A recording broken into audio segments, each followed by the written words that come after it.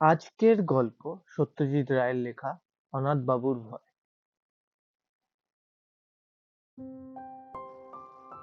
অনাথ বাবুর সঙ্গে আমার আলাপ ট্রেনের কামরায়। আমি যাচ্ছিলাম রঘুনাথপুর হাওয়া বদলের জন্য। কলকাতায় খবরের কাগজের আপিসে চাকরি করি। গত কমাস ধরে কাজের চাপে দম বন্ধ হবার উপক্রম হয়েছিল। তাছাড়া আমার লেখার শখ, দু একটা গল্পের প্লটও মাথায় ঘুরছিল। কিন্তু এত কাজের মধ্যে কি আর লেখার ফুরসত জোটে? তাই আর সাত পাঁচ না ভেবে 10 দিনের পাওয়া ছুটি আর দিস্তেখানেক কাগজ নিয়ে বেরিয়ে পড়লাম। এত জায়গা থাকতে রঘুনাথপুর কেন, তারও অবশ্যই একটা কারণ আছে।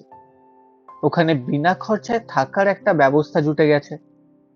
আমার কলেজের সহপাঠী বীরেন বিশ্বাসের পৈতৃক বাড়ি রয়েছে রঘুনাথপুরে।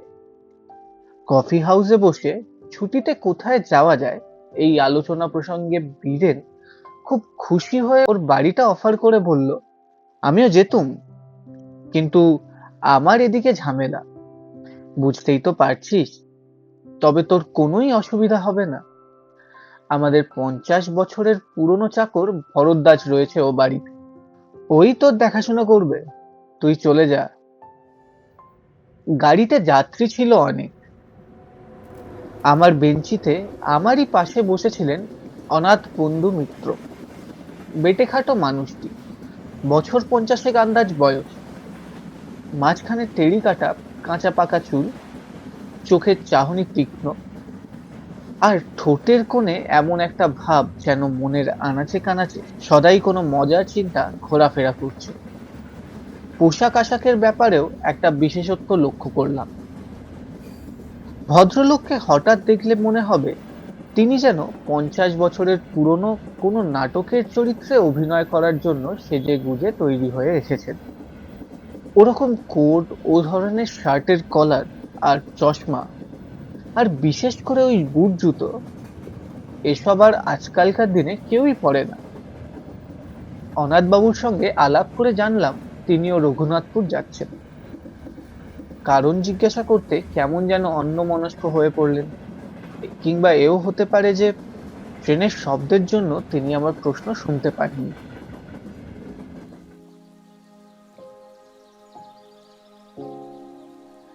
বীরেনের পৈতৃক ভিটেটি দেখে আমার মন খুশি হয়ে উঠল। বেশ বাড়ি, সামনে একফালি জমি, তাতে সবজি ও ফুল গাছ দুই হয়েছে। কাছাকাছির মধ্যে অন্য কোনো বাড়িও নেই, কাজেই পড়শির উৎপাত থেকেও রক্ষা। আমি আমার থাকার জন্য ভরদ্বাজের আপত্তি সত্ত্বেও চিলেকোঠাটি বেছে নিলাম। আলো, বাতাস এবং নির্জনতা তিনটেই অপর্যাপ্ত পাওয়া যাবে ওখানে। ঘর দখল করে জিনিসপত্র গোছাবার সময় দেখি আমার দাড়ি কামানোর খুর আনতে ভুলে গিয়েছি। ভরদ্বাজ শুনে বলল, তাতে কি হয়েছে খোকা বাবু, ওই তো কুন্ডু বাবুর দোকান, 5 মিনিটের পথ, সেখানে গেলেই পাবে খন বিলেট। বিকেল 4টে নাগাদ চাটা খেয়ে কুন্ডুবাবুর দোকানের উদ্দেশ্যে বেরিয়ে পড়লাম। গিয়ে দেখি সেটি একটি ভালো আড্ডার জায়গা। দোকানের ভিতরে দুটি বেঞ্চিতে বসে 5-7টি প্রৌঢ় ভদ্রলোক রীতিমতো গল্প জমিয়েছেন। তাদের মধ্যে একজন বেশ উত্তেজিত ভাবে বলছেন, আরে বাপু, এ তো আর শোনা কথা নয়, এ আমার নিজের চোখে দেখা। আর 30 বছর হয়ে গেল বলেই কি সব মন থেকে মুছে গেল? এসব স্মৃতি অত সহজে ভুলবার নয়। আর বিশেষ করে যখন হলধর দত্ত ছিল আমার অন্তরঙ্গ বন্ধু, তার মৃত্যুর জন্য আমি যে কিছু অংশে দায়ী, তা বিশ্বাস আমার আজও যায়নি। আমি এক প্যাকেট 7 o'clock কিনে আরো দু একটা অবান্তর জিনিসের খোঁজ করতে লাগলাম। ভদ্রলোক বলে চললেন, ভেবে দেখুন, আমারই বন্ধু আমারই সঙ্গে মাত্র 10 টাকা বাজি ধরে রাত কাটাতে গেল ওই উত্তর পশ্চিমের ঘরটাতে। পরদিন ফেরে না ফেরে না ফেরে না, চেষ্টায় আমি, জিতেন বক্সি, হরিচরণ শাহ আর আরো 3-4 জন, কে ছিল ঠিক মনে নেই। গেলুম হালদার বাড়িতে হলধরের খোঁজ করতে। গিয়ে দেখি বাবু ওই ঘরের মেঝেতে হাত পা ছড়িয়ে মরে কাঠ হয়ে আছে। তার চোখ চাওয়া দৃষ্টি কড়ি কাঠের দিকে, আর সেই দৃষ্টিতে ভয়ের যে নমুনা দেখলুম, তাতে ভূত ছাড়া আর কি ভাববো বলুন। গায়ে কোনো ক্ষতচিহ্ন নেই, বাঘের আঁচড় নেই, সাপের ছোবল নেই, কিচ্ছু নেই। আপনারাই বলুন এখন কি বলবেন। আরো মিনিট 5 দোকানে থেকে আলোচনার বিষয়টি সম্পর্কে মোটামুটি একটা ধারণা হলো। ব্যাপারটা এই, রঘুনাথপুরের দক্ষিণ প্রান্তে হালদার বাড়ি বলে একটি 200 বছরের পুরনো ভগ্নপ্রায় জমিদারি প্রাসাদ আছে। সেই প্রাসাদে বিশেষ করে তার দোতলার উত্তর পশ্চিম কোণের একটি ঘরে নাকি অনেককালের পুরনো একটি ভূতের আনাগোনা আছে। অবশ্য সেই 30 বছর আগে ভবতোষ মজুমদারের বন্ধু হলধর দত্তের মৃত্যুর পর আজ অবধি নাকি কেউ সে বাড়িতে রাত কাটায়নি। কিন্তু তাও রঘুনাথপুরের বাসিন্দারা ভূতের অস্তিত্ব মনে প্রাণে বিশ্বাস করে বেশ একটা রোমাঞ্চ অনুভব করে। আর বিশ্বাস করার কারণও আছে যথেষ্ট। একে তো হলধর দত্তের রহস্যজনক মৃত্যু, তার ওপর এমনিতেই হালদার বংশের ইতিহাসে নাকি খুন খারাপি, আত্মহত্যা ইত্যাদি অনেক নজির পাওয়া যায়। মনে মনে হালদার বাড়ি সম্পর্কে বেশ খানিকটা কৌতূহল নিয়ে দোকানের বাইরে এসেই দেখি আমার ট্রেনের আলাপি অনাথ বন্ধু মিত্র মশাই হাসি হাসি মুখ করে দাঁড়িয়ে আছেন। আমায় দেখে বললেন, শুনছিলেন ওদের কথাবার্তা? বললাম, তা কিছুটা শুনেছি। বিশ্বাস হয়? কি, ভূত? হ্যাঁ। ব্যাপার কি জানেন, ভূতের বাড়ির কথা তো অনেকই শুনলাম, তবে সেসব বাড়িতে থেকে নিজের চোখে ভূত দেখেছে এমন লোক তো কই আজ অব্দি একটিও মিট করলাম না। তাই ঠিক। অনাথবাবু একটু হেসে বললেন, একবার দেখে আসবেন নাকি? কি, বাড়িটা? দেখে আসবো মানে? বাইরে থেকে আর কি, বেশি দূর তো নয়, বড়জোর মাইল খানেক। এই রাস্তা দিয়ে সোজা গিয়ে জোড়া শিবের মন্দির ছাড়িয়ে ডানহাতি রাস্তায় ঘুরে পুয়াটাক পথ। ভদ্রলোককে বেশ ইন্টারেস্টিং লেগেছিল, আর তাছাড়া এত তাড়াতাড়ি বাড়ি ফিরে গিয়ে কি করব, তাই চললাম তার সঙ্গে। হালদার বাড়িটা দূর থেকে দেখা যায় না, কারণ বাড়ির চারপাশে বড় বড় গাছের জঙ্গল। তবে বাড়ির গেটের মাথাটা দেখা যেতে থাকে পৌঁছানোর প্রায় 10 মিনিট আগে থেকে। বিরাট ফটক, মাথার উপর ভগ্নপ্রায় নহবতখানা। ফটকের ভেতর দিয়ে বেশ খানিকটা রাস্তা গিয়ে তবে সদর দালান। 2-3টে মূর্তি আর ফরার ভগ্নাবশেষ দেখে বুঝলাম যে বাড়ি আর ফটকের মাঝখানে এই জায়গাটা আগে বাগান ছিল। বাড়িটি অদ্ভুত, কারুকার্যের কোনো বাহার নেই তার কোনো জায়গায়। কেমন যেন একটা বেঢপ চৌকো চৌকো ভাব। বিকেলের পড়ন্ত রোদ এসে পড়ছে ওই শ্যাওলাবৃত দেওয়ালে।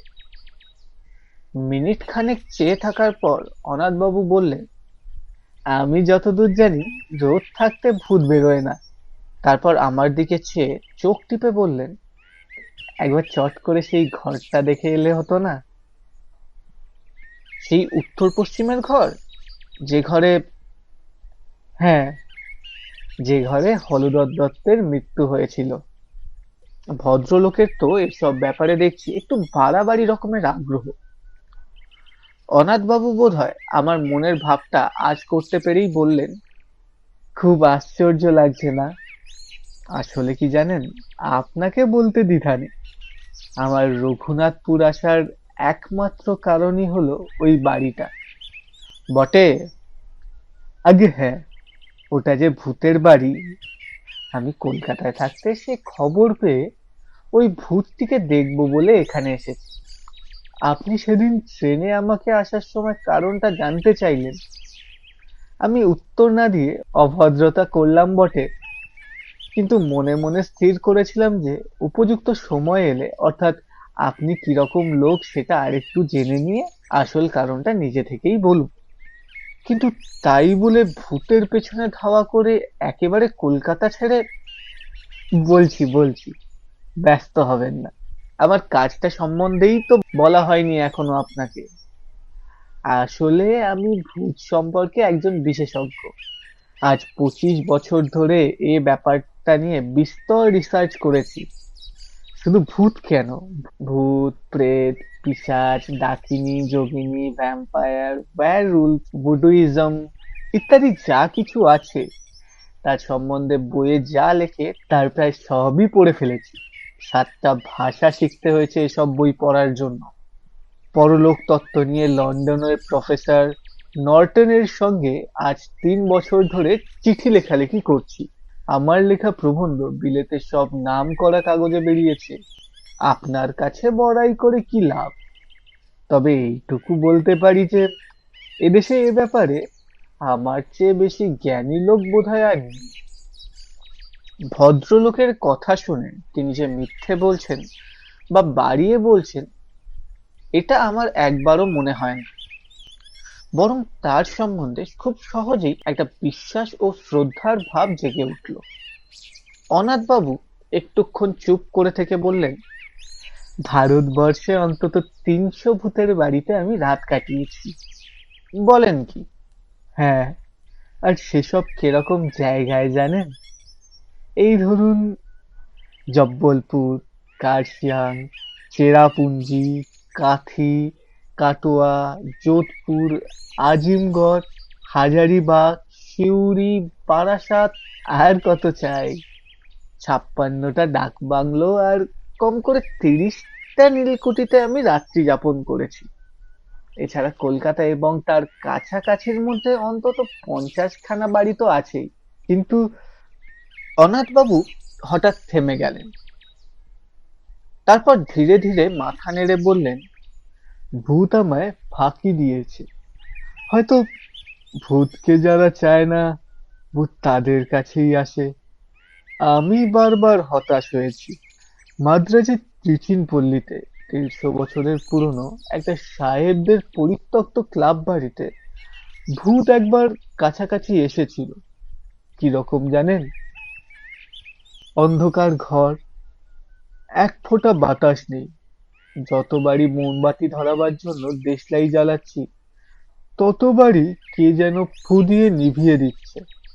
শেষটায় 13টা কাঠি নষ্ট করার পর বাতি জ্বলল, এবং আলোর সঙ্গে সঙ্গেই ভূত বাবাজি সেই যে গেলেন, আর এলেন না। একবার কলকাতায় ঝামাপুকুরের এক হানা বাড়িতেও একটা ইন্টারেস্টিং অভিজ্ঞতা হয়েছিল। আমার মাথায় তো এত চুল দেখছেন, অথচ এই বাড়ির একটা অন্ধকার ঘরে ভূতের অপেক্ষায় বসে থাকতে থাকতে মাঝরাত্রির নাগাদ হঠাৎ ব্রহ্মতালুর কাছটায় একটা মশার কামড় খেলাম। কি ব্যাপার? অন্ধকারে ভয়ে ভয়ে মাথায় হাত দিয়ে দেখি একটি চুলও নেই। একেবারে মসৃণ মাথা জোড়া টাক। এ কি আমারই মাথা, না অন্য কারোর মাথায় হাত দিয়ে নিজের মাথা বলে মনে করছি? কিন্তু মশার কামড়টা তো আমিই খেলাম। টর্চটা জেলে আয়নায় দেখি টাকের কোনো চিহ্ন মাত্র নেই। আমার যে চুল সে চুলই রয়েছে আমার মাথায়। ব্যাস, এই দুটি ছাড়া আর কোনো ভুতুড়ে অভিজ্ঞতা এত চেষ্টার সত্ত্বেও হয়নি। তাই ভূত দেখার আশা একরকম ছেড়েই দিয়েছিল। এমন সময় একটা পুরনো বাঁধানো প্রবাসীতে রঘুনাথপুরের এই বাড়িটার একটা উল্লেখ পেলাম। তাই ঠিক করলাম একটা শেষ চেষ্টা দিয়ে আসবো। অনাথবাবুর কথা শুনতে শুনতে কখন যে বাড়ির সদর দরজায় এসে পড়েছি সে খেয়াল ছিল না। ভদ্রলোক তার ট্যাগ ঘড়িটা দেখে বললেন, আজ 5টা 31 সূর্যাস্ত, এখন 5:15। চলুন, রোদ থাকতে থাকতে একবার ঘরটা দেখে আসি। ভূতের নেশাটা বোধহয় সংক্রামক, কারণ আমি অনাথবাবুর প্রস্তাবে কোনো আপত্তি করলাম না, বরঞ্চ বাড়ির ভেতরটা আর বিশেষ করে দোতলার ওই ঘরটা দেখবার জন্য বেশ আগ্রহ হচ্ছিল। সদর দরজা দিয়ে ঢুকে দেখি বিরাট উঠোন ও নাট মন্দির। 100-150 বছরের কত উৎসব, কত অনুষ্ঠান, কত পুজো পার্বণ, কত কথা এখানেই হয়েছে, তার কোনো চিহ্ন আজ নেই। উঠোনের 3 দিকে বারান্দা। আমাদের ডাইনে বারান্দার যে অংশ, তাতে একটা ভাঙা পালকি পড়ে আছে, এবং পালকিটি ছাড়িয়ে হাত 10 গিয়েই দোতলায় যাওয়ার সিঁড়ি। সিঁড়িটা এমনই অন্ধকার যে উঠবার সময় অনাথবাবুকে তার কোটের পকেট থেকে একটি টর্চ বার করে জ্বালতে হলো। প্রায় অদৃশ্য মাকড়সার জালের ব্যূহ ভেদ করে কোনো রকমে দোতলায় পৌঁছানো গেল। মনে মনে বললাম, এ বাড়িতে ভূত থাকা অস্বাভাবিক নয়। দোতলার বারান্দায় দাঁড়িয়ে হিসাব করে দেখলাম, বাদিক দিয়ে সোজা চলে গেলে ওই যে ঘর, ওটাই হলো উত্তর পশ্চিমের ঘর। অনাথবাবু বললেন, সময় নষ্ট করে লাভ নেই, চলুন এগোই। এখানে বলে রাখি, বারান্দায় কেবল একটি জিনিস ছিল, সেটি একটি ঘড়ি, যাকে বলে গ্র্যান্ডফাদার ক্লক। কিন্তু তার অবস্থা খুবই শোচনীয়। কাঁচ নেই, বড় কাঁটাটিও উধাও, পেন্ডুলামটি ভেঙে কাত হয়ে পড়ে আছে।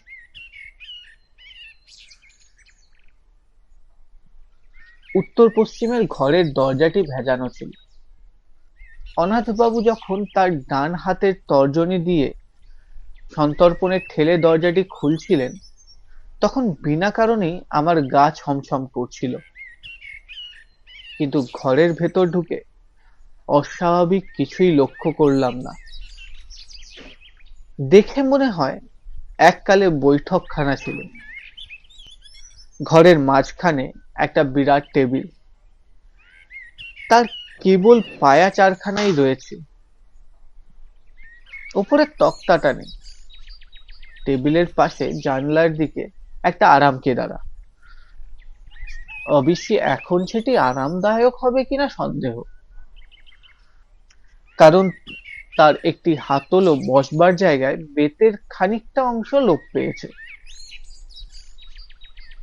উত্তরের দিকে চেয়ে দেখি ছাদ থেকে ঝুলছে একটা টানা পাখার ভগ্নাংশ, অর্থাৎ তার দড়ি নেই, কাঠের ডান্ডাটা ভাঙা এবং ঝালরের অর্ধেকটা ছেঁড়া। এছাড়া ঘরে আছে একটা খাঁজ কাটা বন্দুক রাখার তাক, একটা নলবিহীন গড়গড়া, আর 2খানা সাধারণ হাতল ভাঙা চেয়ার। অনাথবাবু কিছুক্ষণ একেবারে স্তব্ধ হয়ে রইলেন। মনে হলো খুব মনোযোগ দিয়ে কি একটা অনুভব করার চেষ্টা করলেন। প্রায় মিনিট খানেক পরে বললেন, একটা গন্ধ পাচ্ছেন? কি গন্ধ? মাদ্রাজি ধূপ, মাছের তেল আর মরা পোড়ার গন্ধ মেশানো একটা গন্ধ। আমি বার দুয়েক বেশ জোরে জোরে শ্বাস টানলাম। অনেক দিনের বন্ধ ঘর খুললে যে একটা ভ্যাপসা গন্ধ বেরোয়, সে গন্ধ ছাড়া কোনো গন্ধই পেলাম না। তাই বললাম, কই, ঠিক বুঝতে পারছি না তো। অনাথবাবু আরো একটুক্ষণ চুপ করে থেকে হঠাৎ বাঁ হাতের তেলোতে ডান হাত দিয়ে একটা ঘুষি মেরে বললেন, বহুত আচ্ছা, এ গন্ধ আমার চেনা গন্ধ। এ বাড়িতে ভূত অবশ্যম্ভাবী। তবে বাবাজি দেখা দেবেন কি না দেবেন সেটা কাল রাতের আগে বোঝা যাবে না। চলুন। অনাথবাবু স্থির করে ফেললেন যে পরদিনই তাকে এ ঘরে রাত্রিবাস করতে হবে। ফেরার পথে বললেন, আজ থাকলুম না, কারণ কাল অমাবস্যা, ভূতের পক্ষে সবচেয়ে প্রশস্ত তিথি। তাছাড়া দু একটা জিনিস সঙ্গে রাখা দরকার, সেগুলি বাড়িতে রয়ে গেছে, কাল নিয়ে আসবো। আজ সার্ভেটা করে গেলুম আর কি।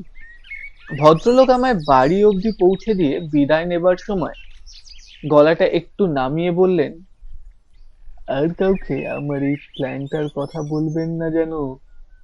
এদের কথাবার্তা তো শুনলাম আজকে, যা ভয় আর যা প্রেজুডিস এদের, জানলে পরে হয়তো বাধা ঠাদা দিয়ে হয়তো আমার প্ল্যানটাই ভেস্তে দেবে। আর হ্যাঁ, আরেকটা কথা, আপনাকে আমার সঙ্গে যেতে বললুম না বলে কিছু মনে করবেন না। এসব ব্যাপারে বুঝলেন কিনা, একা না হলে ঠিক জুৎসই হয় না। পরদিন দুপুরে কাগজ কলম নিয়ে বসলেও লেখা খুব বেশি দূর এগোলো না। মন পড়ে রয়েছে হালদার বাড়ির ওই উত্তর পশ্চিমের ঘরটায়।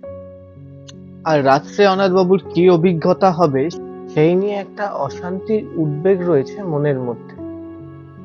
বিকেলে অনাথবাবুকে হালদার বাড়ির ফটক অবধি পৌঁছে দিলাম। ভদ্রলোকের গায়ে আজ একটা কালো গলাবন্ধ কোট, কাঁধে জলের ফ্লাস্ক, আর হাতে সেই কালকের 3 সেলের টর্চ। ফটক দিয়ে ঢোকবার আগে কোটের 2 পকেটে দুহাত ঢুকিয়ে 2টো বোতল বার করে আমায় দেখিয়ে বললেন, এই দেখুন, এটিতে রয়েছে আমার নিজের ফর্মুলায় তৈরি তেল, আর এই দ্বিতীয়টি হলো কার্বলিক অ্যাসিড। ঘরের আশেপাশে ছড়িয়ে দিলে সাপের উৎপাত থেকে নিশ্চিন্ত। এই বলে বোতল দুটো পকেটে পুরে টর্চটা মাথায় ঠেকিয়ে আমায় একটা সেলাম ঠুকে ভদ্রলোক বুট জুতো খটখটিয়ে হালদার বাড়ির দিকে চলে গেলেন।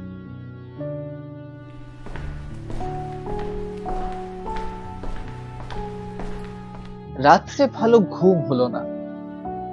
ভোর হতে না হতে ভরদ্বাজকে বললাম আমার থার্মাস ফ্লাস্কে 2জনের মতো চা ভরে দিতে। চা এলে পর ফ্লাস্কটি নিয়ে আবার হালদার বাড়ির উদ্দেশ্যে রওনা দিলাম। হালদার বাড়ির ফটকের কাছে পৌঁছে দেখি চারিদিকের কোনো সাড়া শব্দ নেই। অনাথবাবুর নাম ধরে ডাকবো না শটান দোতলায় যাব তাই ভাবছি, এমন সময় হঠাৎ শুনতে পেলাম, ও মশাই, এই যে এইদিকে। এবার দেখতে পেলাম অনাথবাবুকে প্রাসাদের পূর্ব দিকের জঙ্গলের ভেতর থেকে বেরিয়ে আমার দিকে হেঁটে আসছেন। তাকে দেখে মোটেই মনে হয় না যে রাত্রে তার কোনো ভয়াবহ বা অস্বাভাবিক অভিজ্ঞতা হয়েছে। আমার কাছে এসে হাসতে হাসতে হাতে একটা নিমের ডাল দেখিয়ে বললেন, আর বলবেন না মশাই, আধ ঘন্টা বনে বাদারে ঘুরছি এই নিম ডালের খোঁজে। আমার আবার দাঁতনের অভ্যেস কিনা। ফস করে রাত্রের কথাটা জিজ্ঞেস করতে কেমন বাঁধো বাঁধো ঠেকলো। বললাম, চা এনেছি, এখানেই খাবেন না বাড়ি যাবেন? চলুন না, ওই ফোয়ারার পাশটায় বসে খাওয়া যাক। গরম চায়ে চুমুক দিয়ে আহ শব্দ করে আমার দিকে ফিরে মুচকি হেসে অনাথবাবু বললেন, খুব কৌতূহল হচ্ছে না? আমি আমতা আমতা করে বললাম, হ্যাঁ মানে তা একটু। বেশ, তবে বলছি শুনুন। গোড়াতেই বলে রাখি, এক্সপিডিশন হাইলি সাকসেসফুল। আমার এখানে আসা সার্থক হয়েছে। অনাথবাবু এক মগ চা শেষ করে দ্বিতীয় মগ ঢেলে তার কথা শুরু করলেন। আপনি যখন আমায় পৌঁছে দিয়ে গেলেন তখন 5টা। আমি বাড়ির ভেতরে ঢোকার আগে এই আশপাশটা একটু সার্ভে করে নিলাম। অনেক সময় ভূতের চেয়ে জ্যান্ত মানুষ বা জানোয়ারের থেকে উপদ্রবের আশঙ্কা বেশি থাকে। যাই হোক, দেখলাম কাছাকাছির মধ্যে সন্দেহজনক কিছু নেই। বাড়িতে ঢুকে একতলার ঘরগুলোর মধ্যে যেগুলো খোলা হয়েছে সেগুলোও একবার দেখে নিল। জিনিসপত্র তো আর একদিন ধরে পড়ে থাকার কথা নয়। একটা ঘরে কিছু আবর্জনা আর আর আরেকটা পরিকাঠে গুটি চারেক ঝুলন্ত বাদুড় ছাড়া আর কিছুই চোখে পড়লো না। বাদুড়গুলো আমায় দেখেও নড়লো না, আমিও তাদের ডিস্টার্ব করলাম না। 7:30 নাগাদ দোতলার ওই আসল ঘরটিতে ঢুকে রাত কাটানোর আয়োজন শুরু করলাম। একটা ঝাড়ন এনেছিলুম, তাই দিয়ে প্রথমে আরাম কেদারাটিকে ঝেড়ে পুছে সাফ করলো। কতদিনের ধুলো জমেছিল তাতে কে জানে। ঘরের মধ্যে একটা গুমোট ভাব ছিল, তাই জানলাটা খুলে দিল। ভূত বাবাজি যদি সশরীরে আসতে চান, তাই বারান্দার দরজাটাও খোলা রাখলুম। তারপর টর্চ ও ফ্লাস্কটা মেঝেতে রেখে ওই বেড ছাড়া আরাম কেদারাতেই শুয়ে পড়লুম। অস্বস্তি হয়েছিল বেশ, কিন্তু এর চেয়েও আরো অনেক বেয়ারা অবস্থায় বহুবার রাত্রি কাটিয়েছি, তাই কিছু মাইন্ড করলুম না। আশ্বিন মাস, 5:30টায় সূর্য ডুবেছে। দেখতে দেখতে অন্ধকারটা বেশ জমাট বেঁধে উঠল, আর সেই সঙ্গে সেই গন্ধটাও ক্রমশই স্পষ্ট হয়ে উঠল। আমি এমনিতে খুব ঠান্ডা মেজাজের মানুষ, সহজে বড় একটা এক্সাইটেড হই না, কিন্তু কাল যেন ভেতরে ভেতরে বেশ একটা উত্তেজনা অনুভব করছিলাম। সময়টা ঠিক বলতে পারি না, তবে আন্দাজ মনে হয় 9টা কি 9:30 নাগাদ জানলা দিয়ে একটা জোনাকি ঘরে ঢুকেছিল। সেটা মিনিট খানেক ঘোরাঘুরি করে আবার জানলা দিয়েই বেরিয়ে গেল। তারপর কখন যে শেয়াল ঝিঝির ডাক থেমে গেছে আর কখন যে আমি ঘুমিয়ে পড়েছি সে খেয়াল নেই। ঘুমটা ভাঙলো একটা শব্দে, ঘড়ির শব্দ। ধং ধং ধং করে 12টা বাজলো। মিঠে অথচ বেশ জোরে আওয়াজ, জাত ঘড়ির আওয়াজ, আর সেটা আসছে বাইরের বারান্দা থেকে। কয়েক মুহূর্তের মধ্যেই ঘুমটা ছুটে গিয়ে সম্পূর্ণ সজাগ হয়ে আরো দুটো জিনিস লক্ষ্য করল। এক, আমি আরাম কেদারায় সত্যিই খুব আরামে শুয়ে আছি। ছেঁড়াটা তো নেই, বরং উল্টে আমার পিঠের তলায় কে যেন একটা বালিশ গুজে দিয়ে গেছে। আর 2, আমার মাথার উপর একটি চমৎকার ঝালর সমেত আস্ত নতুন টানা পাখা। তা থেকে একটি নতুন দড়ি দেওয়ালের ফুটো দিয়ে বারান্দায় চলে গেছে, এবং কে জানি সে দড়িতে টান দিয়ে পাখাটি দুলিয়ে আমায় চমৎকার বাতাস করছে। আমি অবাক হয়ে দেখছি আর এইসব উপভোগ করছি। এমন সময় খেয়াল হলো অমাবস্যার রাত্রিরে কি করে জানি ঘরটা চাঁদের আলোয় উদ্ভাসিত হয়ে উঠল। তারপর নাকে এলো একটা চমৎকার গন্ধ। পাশ ফিরে দেখি কে জানি একটা আলবোলা রেখে গেছে, আর তার থেকে ভুর ভুর করে বেরোচ্ছে একেবারে সেরা অঙ্গুরি তামাকের গন্ধ। অনাথবাবু একটু থামলেন, তারপর আমার দিকে ফিরে হেসে বললেন, বেশ মনোরম পরিবেশ নয় কি? আমি বললাম, শুনে তো ভালোই লাগছে। আপনার রাতটা তাহলে মোটামুটি আরামেই কেটেছে। আমার প্রশ্ন শুনে অনাথবাবু হঠাৎ গম্ভীর হয়ে গেলেন।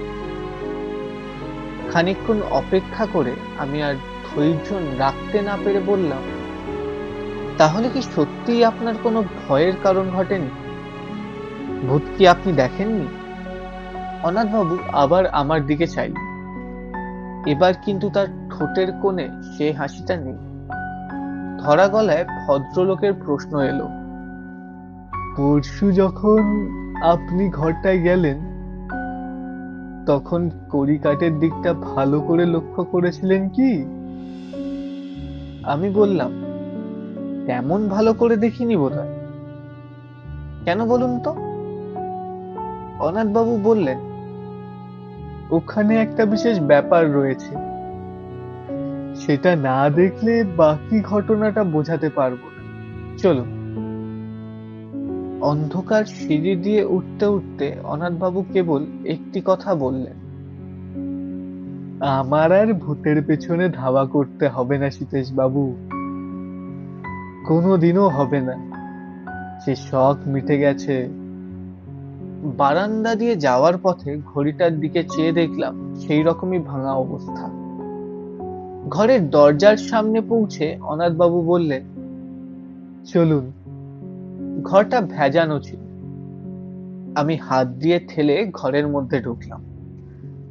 তারপর দু পায়ে গিয়ে মেঝের দিকে চোখ পড়তেই আমার সমস্ত শরীরে একটা বিস্ময় ও আতঙ্কের শিহরণ খেলে গেল।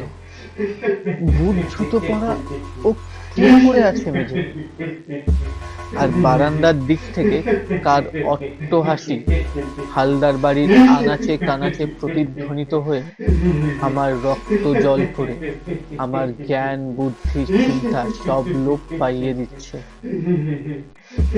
তাহলে কি? আর কিছু মনে নেই আমার। যখন জ্ঞান হলো, দেখি ভরদ্বাজ আমার খাটের পায়ের দিকে দাঁড়িয়ে আছে, আর আমায় হাত পাখা দিয়ে বাতাস করছেন ভবতোষ মজুমদার। আমার চোখ খুলতেই দেখে ভবতোষ বাবু বললেন, ভাগ্যিস সুধাচরণ আপনাকে দেখেছিল বাড়িতে ঢুকতে, নইলে যে কি দশা হতো আপনার জানি না। ওখানে গেছিলেন কোন আক্কেলে? আমি বললাম, অনাথবাবু যে রাত্রে। ভবতোষ বাবু বাধা দিয়ে বললেন, আর অনাথবাবু, কাল যে অতগুলো কথা বললুম, সেসব বোধহয় কিছুই বিশ্বাস করেননি ভদ্রলোক। ভাগ্যে আপনিও তার সঙ্গে সঙ্গে রাত কাটাতে যাননি ও বাড়িতে।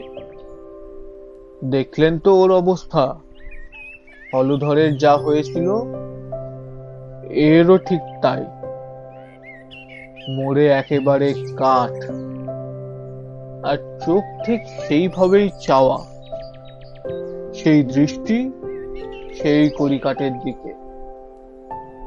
আমি মনে মনে বললাম, না, মরে কাঠ নয়। মরে কি হয়েছে অনাথবাবু তা আমি জানি। কালো সকালে গেলে দেখতে পাবো তাকে। গায়ে কালো কোট, পায়ে বুট জুতো, হালদার বাড়ির পূব দিকের জঙ্গল থেকে নিমের দাঁতন হাতে হাসতে হাসতে বেরিয়ে আসছেন।